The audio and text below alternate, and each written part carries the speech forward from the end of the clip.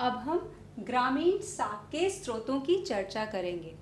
2003 के हिसाब से ग्रामीण साख में या ग्रामीण क्षेत्र में साख का या लोन की क्या स्थिति थी, यानी कि किस वित्तीय संस्थान ने कितना प्रतिशत कंट्रीब्यूट किया था वहाँ पर साख के लिए, उसको हम देखेंगे। तो इस पाई डायग्राम को हम देखते हैं।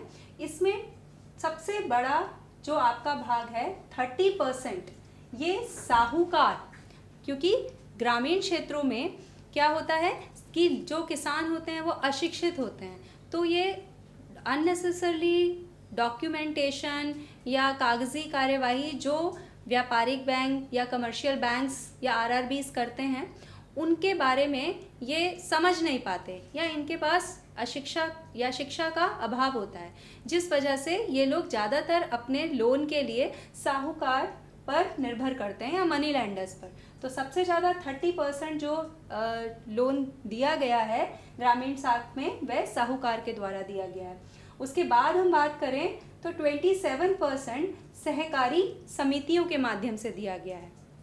यह देखा गया कि धीरे धीरे माइक्रो फाइनेंसिंग आई, यानी सेल्फ हेल्प ग्रुप्स बने, सहकारी समितियां बनी, तो सहकारी किसान जो हैं या ग्रामीण क्षेत्र के जो किसान हैं, छोटे छोटे सीमांत किसान हैं, उन्होंने अब सहकारी समितियों के माध्यम से ऋण लेना शुरू किया।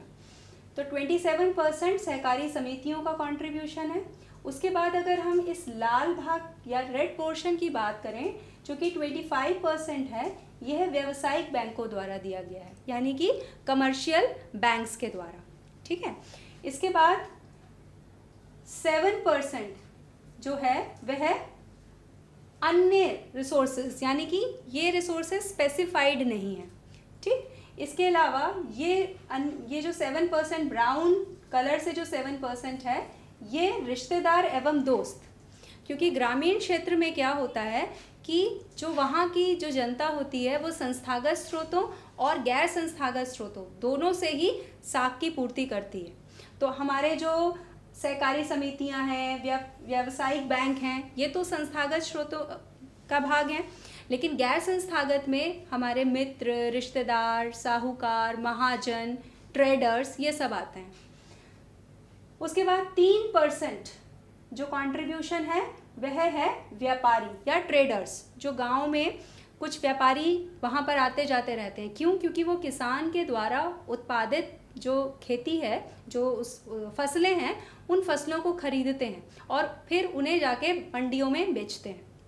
तो इन व्यापारियों से भी जो ग्रामीण क्षेत्र के किसान, जो छोटे और सीमांत किसान होते हैं, वह अपने साख की पूर्ति करते हैं, यानी आवश्यकता पड़ने पर ऋण लेते हैं। और ये 1% कंट्रीब्यूशन जो है वह भूस्वामी यानी कि लैंडलॉर्ड्स का है। ठीक है। ऐसे भूस्वामी का मतलब वह व्यक्ति जिनका ज़मीन पे अधिकार होता है और उनकी ज़मीन पर कृषक, जो खेतीहर मजदूर होते हैं, वो काम करते हैं। तो इस तरीके से 2003 में हमने देखा कि किस तरीके से ग्रामीण क्षेत्र में लोग साख के लिए संस्थागत और गैर संस्थागत क्षेत्रों पर किस प्रकार निर्भर होते हैं। अगर इसी को हम कंपेयर करें 2010 के आंकड़ों से, तो हम देखते हैं कि 52% कंट्रीब्यूशन जो है वो किसका है, आपका सहकारी समिति और व्यापारिक बैंकों का, दोनों का मिला जुला कंट्रीब्यूशन है, यानी कि संस्थागत वित्त का कंट्रीब्यूशन। उसके बाद हम बात करें दूसरे नंबर पे 18%, ये कंट्रीब्यूशन जो है वो साहूकार या मनी लैंडर्स का है। तो साहूकार पहले कितना दे रहे थे? 30% 2003 में, अभी कितना हो गया? 18%। इसका मतलब इससे हमें ये पता चलता है कि ग्रामीण क्षेत्र में अब जो छोटे किसान हैं या जो भी किसान हैं वह जागरूक हुए हैं। उन्हें यह समझ में आने लगा है कि वह जो भी उनको अगर साख की आवश्यकता है तो वो गैर संस्थागत स्रोतों से ना लेकर संस्थागत स्रोतों से उसकी पूर्ति करें, यानी कि सहकारी समितियों के माध्यम से, व्यापारिक बैंकों के माध्यम से, क्षेत्रीय ग्रामीण बैंकों के माध्यम से। क्यों? क्योंकि ये जो आपके संस्थागत वित्तीय स्रोत होते हैं ये कम ब्याज वसूलते हैं, और जो गैर वित्तीय संस्थागत स्रोत होते हैं जैसे कि सेठ, साहूकार, ये बहुत ज़्यादा ब्याज या बहुत ऊंचा ब्याज वसूलते हैं, जिस वजह से किसान सारी उम्र ब्याज की ही पूर्ति करता रहता है और मूलधन उसका वैसे का वैसा बचा रहता है। दूसरी तरफ अब हम देखते हैं कि 8% जो कंट्रीब्यूशन है वो सरकार या अन्य औपचारिक इंस्टीट्यूशंस के द्वारा किया गया है। उसके बाद 5% व्यापारी ट्रेडर्स के द्वारा किया जाता है।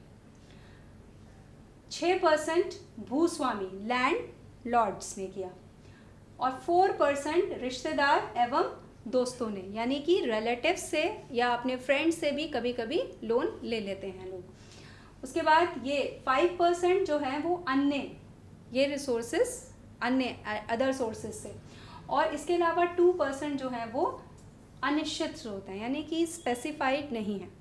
तो कुल मिलाकर हम ये देख रहे हैं कि जैसे जैसे समय बीत रहा है वैसे वैसे ग्रामीण क्षेत्र के लोगों का विश्वास गैर संस्थागत स्रोतों से हटकर संस्थागत स्रोतों की तरफ बढ़ रहा है। अब अगला पाई डायग्राम हम ये देखते हैं जो कि KCC यानी कि किसान क्रेडिट कार्ड की बात करता है। किसान क्रेडिट कार्ड्स में, और ये जो आंकड़े हमने लिए हैं वो RBI और नाबार्ड के द्वारा सन 2018-19 में जारी किए गए हैं, उसके आधार पर हमने ये डायग्राम कंस्ट्रक्ट किया है। इसमें 46% कंट्रीब्यूशन KCC देने में, यानी कि किसानों को किसान विकास पत्र देने में सबसे ज़्यादा जो योगदान दिया है वह कोऑपरेटिव बैंक्स ने दिया है, जो कि 46% है। उसके बाद कमर्शियल बैंक्स आते हैं, यानी व्यापारिक बैंक, इनका कंट्रीब्यूशन है 36%। उसके बाद हम बात करते हैं RRB की, यानी कि रीजनल रूरल बैंक्स, जिसे हम क्षेत्रीय ग्रामीण बैंक भी कहते हैं। इनका कंट्रीब्यूशन 18% है। बच्चों, बिहार के RRBs कौन कौन से हैं? हाँ, पहला है उत्तर बिहार ग्रामीण बैंक और दूसरा है दक्षिण बिहार ग्रामीण बैंक। तो बच्चों, आज हमने क्या क्या चर्चा की? हमने वित्तीय संस्थाओं के बारे में जाना। वित्तीय संस्थाएं दो आधार पर कार्य करती हैं, मुद्रा बाजार और पूंजी बाजार। मुद्रा बाजार के बारे में हमने जाना जो कि अल्पकालीन लेन देन करता है, और दूसरी तरफ हमने पूंजी बाजार को जाना जो कि लॉन्ग टर्म या दीर्घकालीन ट्रांजैक्शंस करता है। इसके बाद हमने संगठित और असंगठित क्षेत्र की बात की। संगठित क्षेत्र में वह सारी फाइनेंशियल इंस्टीट्यूशंस आते हैं जो कि नियम, कायदे, रेगुलेशंस के अकॉर्डिंग काम करते हैं, जैसे कि केंद्रीय बैंक है, रीजनल रूरल बैंक्स हैं, कमर्शियल बैंक्स हैं, ठीक है। और दूसरी तरफ असंगठित क्षेत्र आता है जो कि हमारा किसी भी कायदे कानून पर नहीं चलता है, रेगुलेशंस के अकॉर्डिंगली काम नहीं करता है, जिसमें हम सेठ, साहूकार, रिश्तेदार इत्यादि इन सबको शामिल करते हैं, जिनके माध्यम से हम अपने मुद्रा की या अपने साख की पूर्ति करते हैं। दूसरी तरफ हम इसे एक संस्थागत और गैर संस्थागत वाले ग्रुप में भी बांट सकते हैं। संस्थागत ग्रुप में हम सेंट्रल बैंक, आपका व्यापारिक बैंक, क्षेत्रीय ग्रामीण बैंक, नाबार्ड, इन सब को लेते हैं, भूमि विकास बैंक को लेते हैं। और दूसरी तरफ गैर संस्थागत में सेठ, साहूकार, व्यापारी, इन सब को लेते हैं। इन सब के बारे में हमने डिटेल में चर्चा की। उसके बाद हमने ग्रामीण साख के जो स्रोत हैं उससे संबंधित आंकड़ों को भी हमने जाना। अभी यहाँ पर हमने उसकी चर्चा की। तो उम्मीद है कि अब तक का जो भी हमने विषयों की चर्चा की है वो आपको समझ में आ गया होगा। अब अगले क्लास में हम सहकारिता के बारे में जानेंगे कि यह सहकारिता होती क्या है, भारत में इसका जन्म किस प्रकार हुआ और कैसे विकास हुआ।